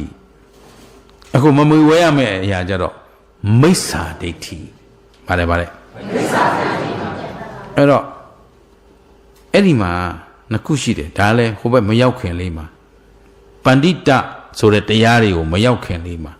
ဒါကြိုပြီးတော့နည်းနည်းတော်ကောင်းတို့ပိုင်နိုင်သိမြင်နိုင်အောင်ယူဆနိုင်အောင်သတိပေးတဲ့စကားပေါ့လွဲမှားတဲ့မိစ္ဆာဒိဋ္ဌိမှာအယူမှားလို့သုံးတယ်နော်တမာဒိဋ္ဌိကြတော့အယူလို့မသုံးဘူးအမြင်မှန်လို့သုံးအယူမှန်လို့မသုံးဗါတဲ့ဟောဒါလေးမှတ်ထားနော်မိစ္ဆာဒိဋ္ဌိကအယူမှန်အယူအစမှားနေတယ်ခုနအကုသိုလ်တရားတွေနဲ့ကျက်စားနေတဲ့ပုဂ္ဂိုလ်ကသူတို့လုပ်နေတဲ့ကြီးနိုင်ငယ်ညင်းနိုင်ရာစားအကုသိုလ်သမားတွေလုပ်နေတာလူမိုက်တွေလုပ်တဲ့အလုပ်ကအဲ့ဒီအလုပ်ကိုပဲမှန်သောအလုပ်ကောင်းသောအလုပ်အကျိုးရှိသောအလုပ်ကိုသူတို့ကဘာလုပ်လဲယူဆထားတာအယူဘယ်သူတွေဘာပြောငါဒီလုပ်တော့ပတ်စံရတယ်ပတ်စံရကောင်းတာပဲဆိုသူကအဲ့အယူကောင်းတယ်ဟုတ်ပလားလိန်လို့ပတ်စံရနေတဲ့ပုဂ္ဂိုလ်ကလိန်တဲ့အလုပ်ကိုပဲကောင်းတယ်အပြစ်မရှိဘူးလို့ယူဆထားတယ်ငါပြောတာ तू ယုံလို့ तू ပေးတာပဲမတတ်နိုင်ဘူးလေငါလိုက်လူနေတာမဟုတ်ဘူးဟော तू ယူဆအောင် तू ယူကို तू ဒါကိုအမှန်လို့ယူပလိုက်တယ်တကူကလည်းခိုးလို့ရတယ်ဟာတို့အိတ်နေလို့လုံလာဖို့ရလို့မရှိလို့ငါလုံလာဖို့ရရှိတယ်ညထပြီးခိုးထားလို့ရတာသူ့လောကအမှန်ပြင်းမရှိဘူးအယူဆဟုတ်ကလားငါဒီနေရာရလို့ဒီရာလူရလို့ဒီပက္ခရတာမလီငါနဲ့တန်လို့ငါရတာတော့ပါလားသူတို့အယူမာကိုကအဲ့ဒီချိန်မစွန့်နိုင်ဘူးဘာဖြစ်လို့ဆိုတော့ဩဇာရှိတဲ့လူကလည်းဩဇာရှိသလောက်အဲ့ဩဇာလေးနဲ့ตายာနေတယ်စီးစိမ်ရတဲ့လူကလည်းစီးစိမ်ရသလောက်အဲ့ဒီစီးစိမ်လေးနဲ့ဘာဖြစ်တော့ตายာနေတော့ तू ကဒါကိုအမှန်လို့ကိုယူဆပလိုက်တာရှင်းလားအခုဦးဇင်းတို့သူတော်ကောင်းတို့ဟိုဘက်ကရွေးချယ်ပေါင်းသိရမယ်ပဏိတတရားကြတော့အယူမဟုတ်ဘူးအယူအဆမဟုတ်ဘူးအတွေးခေါ်မဟုတ်ဘူးဖလောမဟုတ်ဘူးစိုက်ကိုမဟုတ်ဘူးတော့ပါလားလက်တွေ့အမြင်တရားတွေဟောအမှန်ကိုမြင်ရမှာပါတယ်အမှန်ကိုမြင်ရမှာအခုခင်ဗျားတို့တွေကောင်းတာလို့ရင်မြင်နိုင်မမြင်နိုင်ကြည်တတ်ရင်မြင်တယ်ကြည်တော်သူမြင်တယ်မကြည်တတ်ရင်တော့အမြင်မှားကြီးပဲရနေမှာပဲ သူတို့ကြမဟုတ်တာလုပ်ပြီးကြီးပွားနေတာဆိုတော့တချို့ကငွေရတာကိုကြီးပွားတယ်ထင်တယ်ယာရုတွေရတာကိုကြီးပွားတယ်ထင်တယ်ဟင်နှခမ်းမဲ့ချင်းမိမုံလို့ဂုံပြုတ်နေတာကိုကြီးပွားတယ်လို့ရှင်းသလားသဘောပေါက်သလားဘာလို့ဆိုတော့လူမိုက်ကလူမိုက်တွေးပဲတွေးပြီးတော့လူမိုက်အယူဝါဒနဲ့ तू ကသူ့လို့ तू အမှန်လို့ထင်တယ်အဲ့လိုလူမျိုးနဲ့သာပေါင်းမိသွားရင်ခုနတန်ငါနာနီတန်ငါဆိုသလိုပဲဟုတ်တာဗောမှန်တာဗောဆိုတော့ခုနတခိုးနဲ့ပေါင်းကတခိုးပေါင်းတဲ့လူကတခိုးပဲဖြစ်တယ်ဓမြနဲ့ပေါင်းတော့ဓမြပဲဖြစ်တယ်လူမထားနဲ့ဟိုကြေးသွားလေးကြေးသားလေးနော်ကြက်တူရွေးလေးစကားပြောတတ်တဲ့ကြက်တူရွေးလေးတောင်မှအလွယ်ကြီးမလွယ်ဘူးလားအေးဒီတိုင်းပဲကိုခင်ဗျားတို့စင်ကျင်တုံတရားရှိတဲ့လူတွေကြတော့အမှန်ရွေးချယ်ဖို့လိုအပ်မလိုအပ်အကျိုးရှိမရှိစီစစ်တတ်ဖို့လိုအပ်မလိုအပ်ဒါကြောင့်တမ္မတနာစီစစ်တတ်တဲ့ဉာဏ်ဟာသိအရေးကြီးတယ်ဟမ်တမ္မတနာဉာဏ်သာအခြေခံမကောင်းဘူးဆိုရင်ခင်ဗျားတို့ဘယ်တော့မှလမ်းမှန်မရောက်ဘူးအဲ့တော့တမာဒိဋ္ဌိနဲ့မိစ္ဆာဒိဋ္ဌိကွာခြားချက်မှာဦးဇင်းကလေဦးဇင်းတို့အခုရရှိထားတဲ့ဘဝလေးနဲ့အခုလက်ရှိအခြေအနေလေးကိုသိတန်ဖိုးထားတာဘာဖြစ်လို့ဆိုဒီလိုအမြင်မှန်အခုကိုတွေ့နေရတဲ့တရားတွေဟာကိုယ်တိုင်မြင်နေရတဲ့တရားတွေကြီးပဲသူများပြောနဲ့လမ်းဆုံးနေတာမဟုတ်ဘူးတော့ပါရဲ့လားအဲ့တော့အမှန်တရားတွေကိုတကယ်လက်တွေ့တက်ကြကြည့်ရင်သိနိုင်မသိနိုင်မြင်နိုင်မမြင်နိုင်အဲ့တော့အယူအဆအရာဒါဒီလိုထင်တာပဲလို့သွားနေရမယ်လမ်းကိုမဟုတ်တာဟိုဘက်ကဟာတွေကအယူအဆတွေအမှားတရားတွေကအကုန်အယူအဆတွေခုဦးဇင်းတို့သူတော်ကောင်းတို့တမာဒိဋ္ဌိလမ်းကအယူဝါဒနဲ့သွားရမှာမဟုတ်ဘူးအမြင်နဲ့သွားဘာနဲ့သွားမှာအမြင်နဲ့သွားပါကဲရိုးလေးခင်ဗျားတို့မြင်တတ်အောင်ပြောလိုက်မယ်ခုနဦးဇင်းပေးလိုက်တဲ့ဥပမာလို့ကဲကိုပဲနဲ့စီးပွားရေးတွေလည်းမလုပ်ရမသွားရမလာရနော်ကျမ်းမာရေးရလည်းအခက်တွေ့စီးပွားရေးရလည်းအခက်တွေ့ခက်လိုက်တာနော်ဒုက္ခပဲဒါကြီးကဘယ်တော့မှလွတ်မှလည်းမသိဘူးစိတ်ညစ်တယ်ဒီနေ့လည်းဘယ်နှယောက်တိုးပြန်ပြီတဲ့ဘယ်နှယောက်သေးပြန်ပြီတဲ့ကဲဒီလိုပြောနေတဲ့လူနဲ့ဩဒီနေ့လူနာဘယ်နှယောက်တဲ့ဩမြန်မြန်ကျမ်းမာကြပါစေဘေးရန်ကသိကင်းကြီးကြပါစေစိတ်ဆင်းရဲကင်းကြပါစေကိုယ်ဆင်းရဲကင်းကြပါစေဘယ်နှယောက်သေးတဲ့ဩကောင်းရာဒုက္ခတိဘုံဌာနရောက်ကြပါစေငါတရဏဂုံသီလဆောက်တည်ပါတယ်ဒီနေ့ဘုံဘဝကူ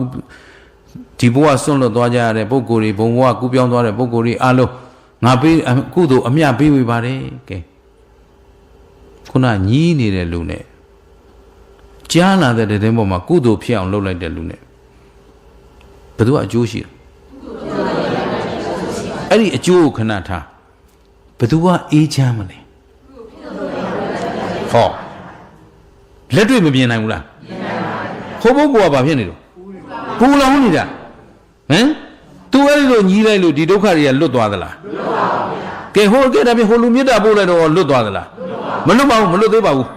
မေတ္တာပို့တဲ့လူတွေတကွာလုံးမှရှိတဲ့သူတော်ကောင်းတွေမှသမျှပို့နေကြတာပါပဲဟမ်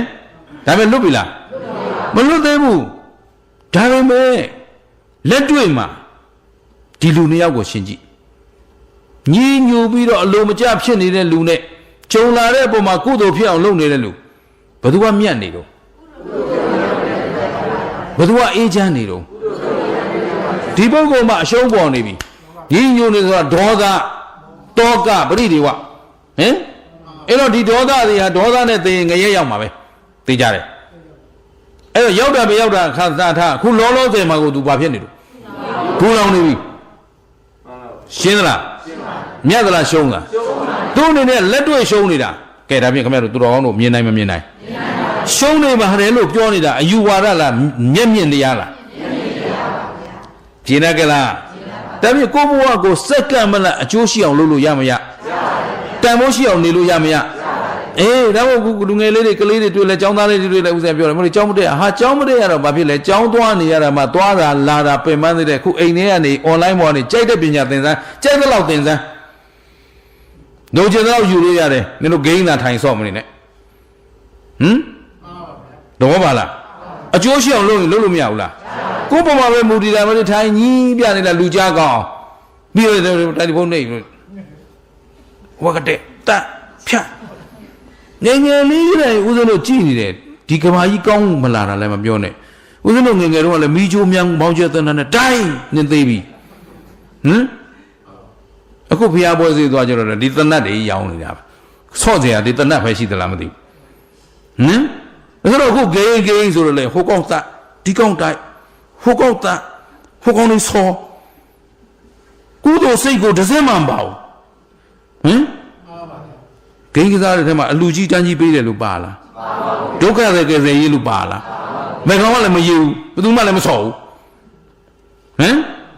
ဟိုအရင်တို့က iPad တို့ iPhone တို့ပေါ်ကားစားတော့ကတို့ဂိမ်းလေးတွေပါတယ်လေ့လာဘူးတဲ့ဟာခြံနေစိုက်ကြကြက်တွေငှက်တွေမွေးကြအဲ့မှာစိုက်ပျိုးရေးတွေလို့ grow up ကိုတိုးတက်လာအောင်ပတ်စံနေစုစီးပွားရှာတဲ့နီးဂိမ်းဘယ်သူမှစိတ်ဝင်စားကိုတက်ကွာဖြတ်ကွာတိုက်ကွာခိုင်ဘာကောင်တွေမှမသိတာတွေနဲ့တိုက်နေတာတို့ကကြည့်လိုက်ဘာကောင်တွေမှမသိအေးဟုတ်တယ်အခု virus တက်ဆိုးတာတွေလာအောင်နမိတ်တွေအာယုန်တွေမှာကိုကအဲ့ဒီနမိတ်တွေလွှမ်းခြုံနေတာအာသေဝနာပစ္စည်းအကြောင်းနဲ့ထောက်ပြလိုက်တာမဟုတ်ပုရိမာကုသလဓမ္မပစ္စည်းမာနကုသလနာဓမ္မနာအာသေဝနာပစ္စည်းနာပစ္စည်းရောကုသိုလ်တရားကိုကုသိုလ်တရားကပဲထုံမွမ်းနေတာဒီနေ့အကုသိုလ်တရားတွေဘာလို့လာလဲတကဘာလုံးနှစ်သက်နေတဲ့ဂိမ်းတကဘာလုံးနှစ်သက်နေတဲ့ရုပ်ရှင်ကြည့်လိုက်တော့လေမိစ္ဆာတွေနာနာဘာဝတွေသရေကားတို့နော်တပက်ကားတို့ဒီနာနာဘာဝဝိနာဘာဝတွေနဲ့တိုက်နေရတာကိုသူတို့ကမလေးအဲ့ဒီကားတွေဗီဒီယိုကွန်ပျူတာ effects တွေနဲ့လုပ်ပြထားတာတွေကိုသိသဘောကျနေတာအမြည်ပေါက်နေတဲ့သရဝါတွေနဲ့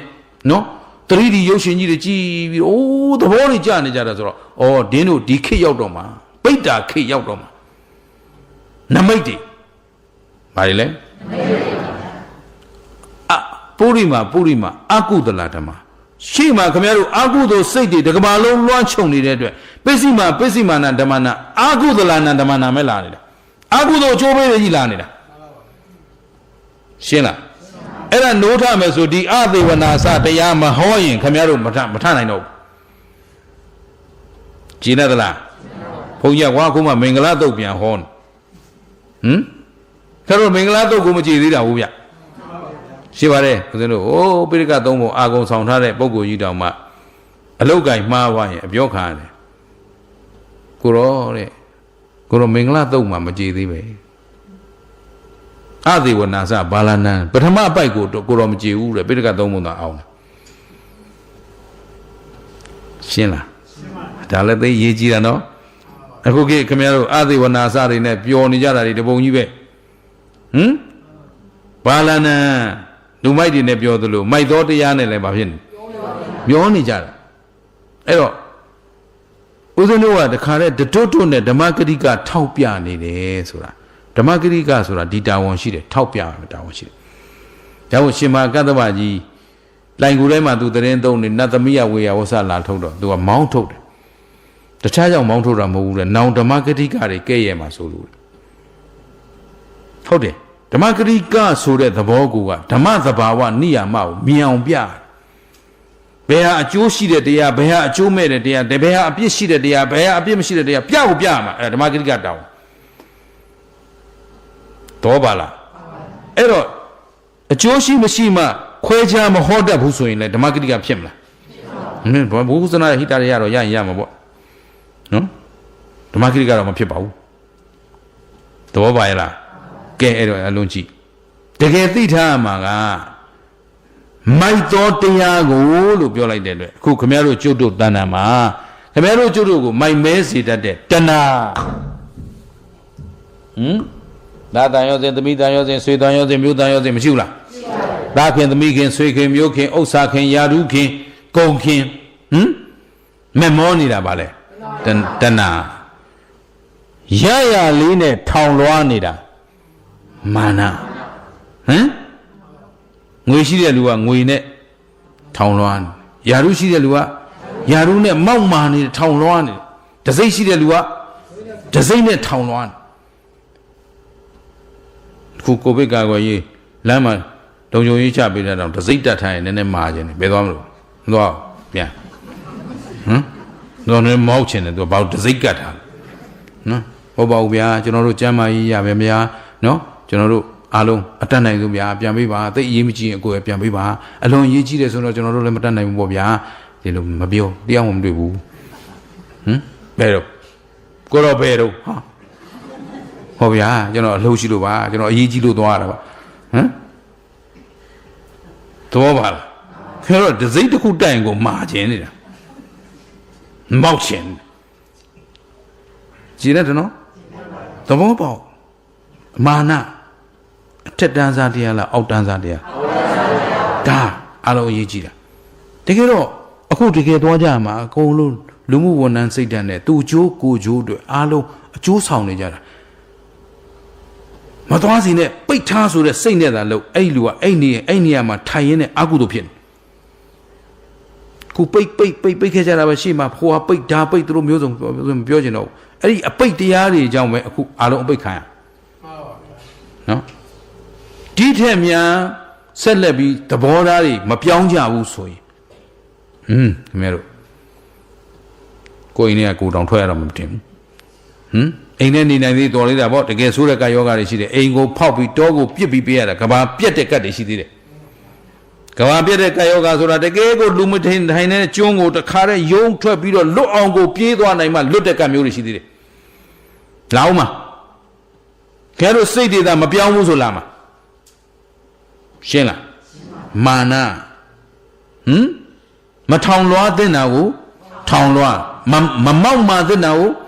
မောက်မာထောင်လွှားနေကြတဲ့အတွက်ပညာရှိတဲ့လူကလည်းပညာရှိမာနပညာလေးတတ်တယ်ဆိုပညာရှိလို့မပြောဘူးပညာတက်ယုံတတ်တာပညာမရှိလို့မာနရှိတာပညာရှိမှမာနမရှိဘူးတော့ပါလားပညာတတ်တယ်ဆိုတော့တတ်တဲ့မာနဥစ္စာရှိတယ်ဆိုတော့ဥစ္စာရှိတဲ့မာနယာရုရှိတယ်ဆိုတော့မာနလေးတွေအဲ့ဒီမာနသည်ခင်ဗျားတို့ချမ်းသာပေးလားဆင်းရဲပေးလားဆင်းရဲပေးပါအေးအခုကဘာတလွှားအတူတူပဲလက်နဲ့ရှိတဲ့လူတွေကလက်နဲ့မာနတခါတည်းထောင်လွှားပြီးတော့သူနဲ့ငါနဲ့အပြိုင်မင်းဘာကောင်းလဲငါဘာကောင်းလဲကဘာကြီးပြက်မတက်တဲပဲလူတော့တယ်နော်တော့ပါလားဒါဖြင့်ခင်ဗျားတို့ကျုပ်တို့အတွက်ရတဲ့အချိန်ကလေးဒီမိုက်တော်တရားကိုယ်တဏ္ဍာကနေစွန့်နိုင်အောင်မလို့ကြိုးစားဒါပေါင်းဖော်အပ်တဲ့တရားလားမပေါင်းဖော်ရမတရားလားအေးအဲ့တော့နောက်ဆုံးကဒိဋ္ဌိဗါတယ်လေသမာဓိလားမိစ္ဆာဒိဋ္ဌိမပေါင်းရမှာကမိစ္ဆာဒိဋ္ဌိဆိုတာအယူမဘာမအယူမဆိုတော့ကိုခင်ဗျားတို့ခုနအခြေခံလေးနဲ့ပဲပြန်ပြောလိုက်အောင်အခုဦးဇင်းတို့သူတော်ကောင်းတို့မှာတကယ်ရှိပြီးတကယ်ရလာတာကယုတ်တရားနဲ့နံတရားခန္ဓာဘယ်နှပါတော့အဲ့တော့တကယ်ရှိထားတာယုတ်တရားနဲ့နံတရားအဲ့ဒီယုတ်နံတရားသည်ကိုပိုင်တဲ့တရားလားမပိုင်တဲ့တရားမြဲသောတရားလားမမြဲသောတရားလားအဲ့တော့ဒီတရားတွေကိုမှန်မှန်ကန်ကန်သိထားလိုက်ဒီယုတ်နံကြီးသည်အလိုလိုဖြစ်လာတာလားဖန်ဆင်းရှင်တွေကဖန်ဆင်းနေတာလားတကောရှင်တွေကြောင့်ဖြစ်တာလားဖြစ်ချင်တိုင်းဖြစ်နေတာလားမဟုတ်ဘူးဘယ်ရလားအကြောင်းတရားနဲ့ကျိုးပြန်ပြောတော့ဒီနေ့အသေဝနာစာဘာလနာနေကိုချိုးရတော့မှာတနာပြီးတော့အဲ့တော့မန်လေးပြန်မယ်လူတွေလည်းပြန်အောင်မယ်ဟို online ပေါ်တော့ကိုယ့်အိမ်ကိုနာတာဆိုတော့ပြဿနာမရှိဘူးပေါ့ကျုပ်ဘလောက်ဟောအဆင်ပြေတယ်သူတို့နဲ့ကျုပ်နဲ့အဆင်ပြေတယ်ဒီလူတွေအဆင်ပြေဘူးပြန်မယ်လူတွေအဲ့တော့အားလုံးအကြောင်းကောင်းမှအကြောင်းမကောင်းရင်အဲ့တော့ဒီနေ့မကောင်းတဲ့အကျိုးတရားတွေလာနေတာဘာကြောင့်လဲမကောင်းတဲ့အကြောင်းရှိခဲ့လို့ပြန်ပြောရှိခဲ့လို့ရှိနေလို့နှမျိုးရှိပါတယ်မကောင်းတဲ့အကြောင်းရှိခဲ့လို့ရှိနေလို့တေချာမနော်အတိတ်ကအစဉ်အဆက်မကောင်းခဲ့တဲ့အကြောင်းတရားရှိခဲ့တဲ့အတွက်အခုကပ်ဘေးဒုက္ခတွေမဆိုင်ဘူးလားအဲ့တော့လောလောဆယ်မှာကောမကောင်းတဲ့အကြောင်းတွေရှိမရှိရှိနေတယ်အသိဉာဏ်ပညာနည်းရင်ကြုံကြိုက်လာတဲ့လောကရန်ဆိုတာဝိပါကဝတ္တရားဝတ်ကျွေးတွေအကျွေးရှိရင်ဘာလို့မဆက်ရမှာပဲခင်ဗျားတို့အခုခန္ဓာဝန်ဝတ်ကျွေးကြီးဆက်နေရဟုတ်ကဲ့လားအဲ့တော့ဆက်တဲ့နေရာမှာလောဘဒေါသမောဟမာနတွေနဲ့ဆက်ရင်အဲ့ဒီအကျွေးကြည်မလားကျွေးဟောင်းမကုန်ခင်ကျွေးသစ်တင်ခုခင်ဗျားတို့တန်တရားတစ်ခွင်လုံးကျွေးမကြည်ခဲ့တာအဲ့ဒါကြောင့်ကြည်ဒီမှာအတိတ်ကအဝိဇ္ဇာသင်္ခါရကြောင့်တို့လိုပဲချုပ်ဟောတော့မယ်နော်အချိန်ကပြည့်နေပြီမို့လို့အဝိဇ္ဇာသင်္ခါရဆိုတဲ့အတိတ်ကလွဲမားတဲ့မသိပဲလုပ်ခဲ့တဲ့ကံတရားအကြောင်းတရားရှိခဲ့လို့ ဒီဒီဝိညာဉ်နာယုတ်တရဏဖတ်တာဝေဒနာဆိုတဲ့ဒီခန္ဓာ၅ပါးအကျွေးဝတ်ကြွေးမရဘူးလားရလာပြီအဲ့ဒီအကျွေးကြီးကိုတို့ဆက်ရင်းနဲ့ဘာနဲ့ဆက်နေတုံးဆိုတော့တဏှာဥပါဒံကံ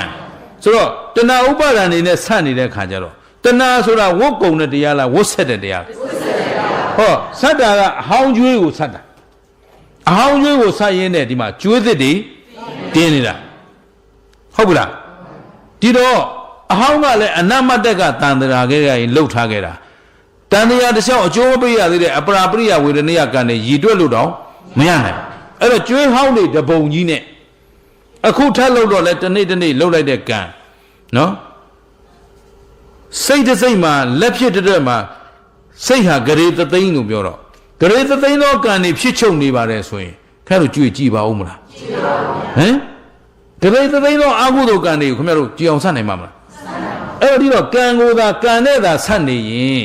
ကြွေဟောင်းဆက်ရင်းနဲ့ကြွေသစ်တွေထက်ခါတင်နေတော့ကာမဘဝဖြစ်เสียဇာတိနောက်ဇာတိရကြောင်းနေကြီးရရင်နောက်ဝကြွေးခန္ဓာရမလားမရဘူးလားအဲ့တော့အတိတ်အကြောင်းကြောင့်အခုပြစ္ဆုတ်ပံဝကြွေးရတယ်ပြစ္ဆုတ်ပံအကြောင်းတွေသာခင်ဗျားတို့မှန်ကန်မလုံနိုင်ဘူးဆိုရင်ဒီသမုဒိယအကြောင်းတွေပဲထပ်လို့ရင်နောင်ပါပဲရမှာအဲ့တော့တို့ကကြွေးဟောင်းဆက်ရင်ဘာဖြစ်နေလဲကြွေးသစ်တင်နေတယ်ဆိုတော့ကြွေးသစ်ကနည်းနည်းတင်လာလားအများကြီးတင်လာလားဆက်လိုက်နိုင်တဲ့ကြွေးဟောင်းကနည်းနည်းလေးကျင်ရကြလားအဲ့တော့တို့ဒီကြွေးတွေကြည်ပါဦးမလားခင်ဗျားတို့နေပြန်တို့လာတို့နော်နှစ်တိုးတွေကြွေးပေါ်ကြွေးတွေထပ်နေပြီးတော့အတိုးပေါ်အတိုးဆင့်နေတဲ့ဘဝတန်တရားရှင်းရလားအဲ့ဒါဘယ်သူကြောင့်ဆိုဒီတဏမာနဒိဋ္ဌိအရင်ခံထားတာဘာရင်ခံတာဒါဖြင့်ဒီတဏမာနဒိဋ္ဌိနဲ့သာခင်ဗျားတို့ဆက်ပြီးပေါင်းဖော်နေရင်အကျွေးပေါ်ဘာဖြစ်နေအကျွေးဆင့်နေဝကျွေးပေါ်ဝကျွေးဆင့်နေမယ်ဆင့်နေမယ်ဆိုရင်ခင်ဗျားတို့ဒီကျွေးတွေကြည်စရာအကြောင်းရှိတော့နစ်မွန်းသွားဖို့ပဲရှိတယ်အဲ့တော့ရိုးရိုးလေးစဉ်းစားကြည့်လိုက်နော်မြတ်စွာဘုရားကလူသသိန်းနဲ့သသိန်းတေလို့သူဂရိတယောက်ပြန်မရောက်ဟူဟင်းလို့ပြောတာအခုဒီတိုင်းဆိုပြောတယ်မပြောတယ်အခုခင်ဗျားတို့တနေ့ကုသိုလ်လုပ်တာနဲ့အကုသိုလ်လုပ်တာဘယ်ရင်ကများအကုသိုလ်လုပ်နေတဲ့အချိန်ကများတယ်ကုသိုလ်လုပ်ဖို့ဆိုတာတကယ်ကိုမနဲ့ပြန်ပေါင်းတဲ့တရားတွေလာလိမ့်မယ်တကယ်ကိုသတိပညာနဲ့ကိုထိန်းချောင်းပြီးတော့ကိုစိတ်ကိုချိုးနှိမ်ဒီလောဘဒေါသမောဟမာနတွေကိုချိုးနှိမ်နော်အမှန်တရားတွေကိုတခါတည်းရွတ်ချွန်စွန်းတမန်တခါတည်းကြိုးစားမှသာလျှင်ခင်ဗျားတို့ဟိုကုသိုလ်ဘက်ကိုပြန်ပြီးတော့ဥလဲလို့ရမှာတကယ်ခင်ဗျားတို့တန်တရားလုံးထုံမွမ်းလာခဲ့တဲ့အကုသိုလ်ဒီတဏမာနဒိဋ္ဌိတရားမပေါင်းအပ်တဲ့တရားတွေကခင်ဗျားတို့ယင်ထဲမှာအာသေဝနပစ္စည်းနဲ့ထုံမွမ်းထားတော့ပုရိမာကုသလာပစ္စည်းမှာလည်းကုသလာအကုသလာပဲပုရိမာအကုသလာဆိုပစ္စည်းမှာလည်းအကုသလာပဲအကုသိုလ်ချင်းအဖန်ဖန်ထပ်ထုံမောနေတော့ဒီကိုကျွေးရထပ်ပြီးရင်ထပ်တင်အတိုးပေါ်အတိုးစင်ကြည်နေကြလားသဘောပေါက်သလားအဲ့ဒါအခုဒီကပ်ဘေးကြီးကလွတ်ချင်ရင်ပထမဦးဆုံးခင်ဗျားတို့ကျွတ်တို့မဖြစ်မနေဆောင်ရမှာပါလေအသေဝနာစဘာလနံလူမိုက်ကိုဝါမိုက်တော်တရားကိုဟောဟုတ်ပြီနော်လူမိုက်ကိုလည်းမပေါင်းနဲ့မိုက်တော်တရားကိုလည်းမပေါင်းနဲ့အဲ့တော့အပြင်ကလူမိုက်တဲ့ယင်တဲ့လူမိုက်ဘယ်ဟာဘိုးကြောက်ဆရာကောင်း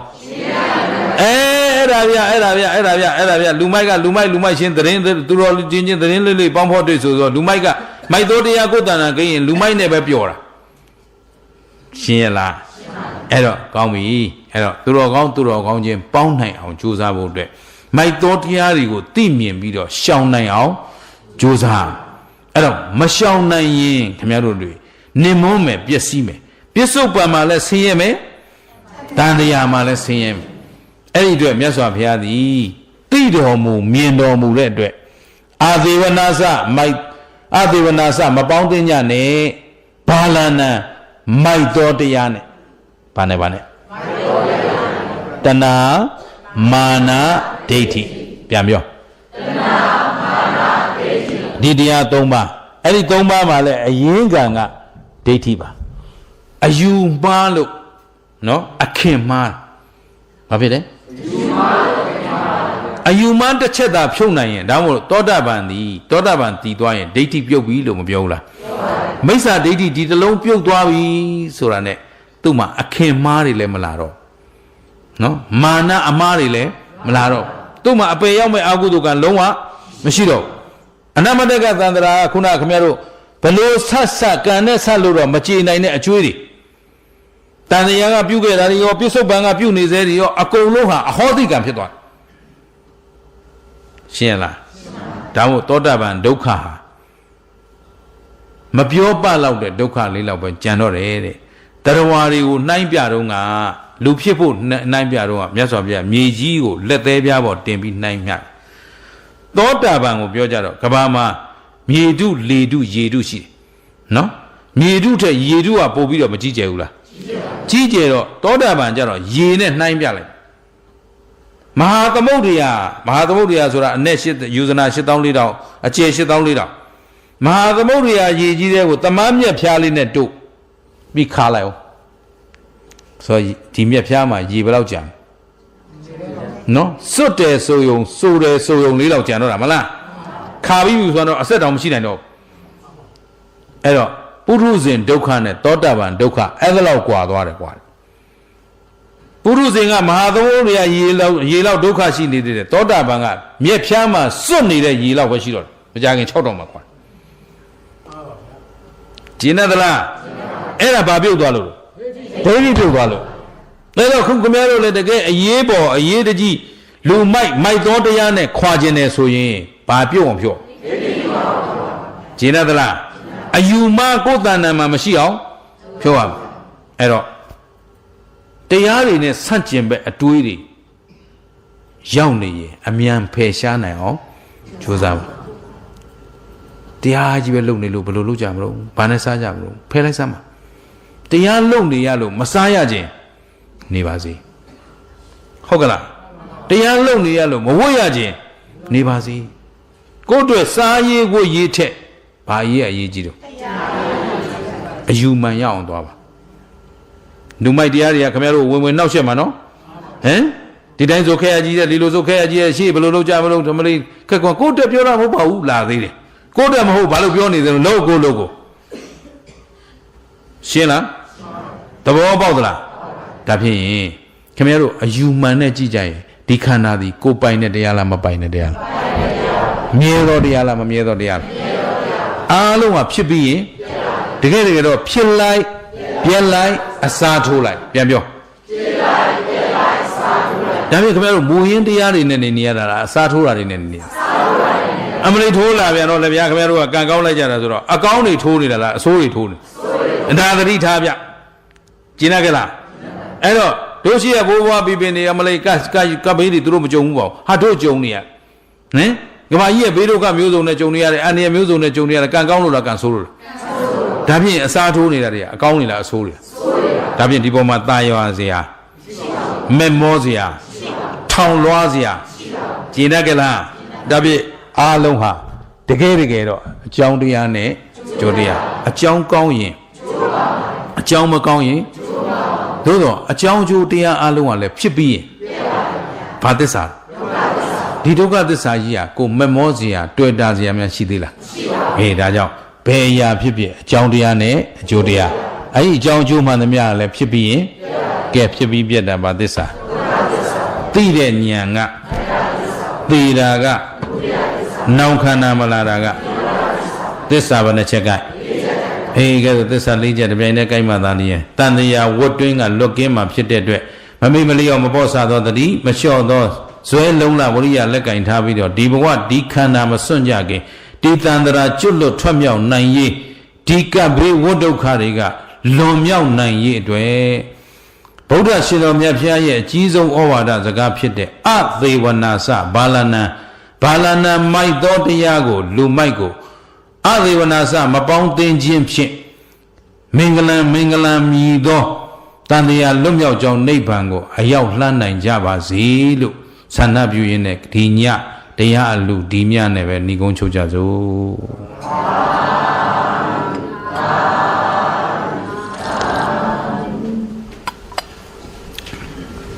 ကဲအားလုံး15မိနစ်နော်မိုက်သောတရားတွေခန္ဓာကိုယ်ကမောင်းထုတ်ကြရအောင်အရိယာဘုပြင်မှာတင်မလင်ခွေးထိုင်း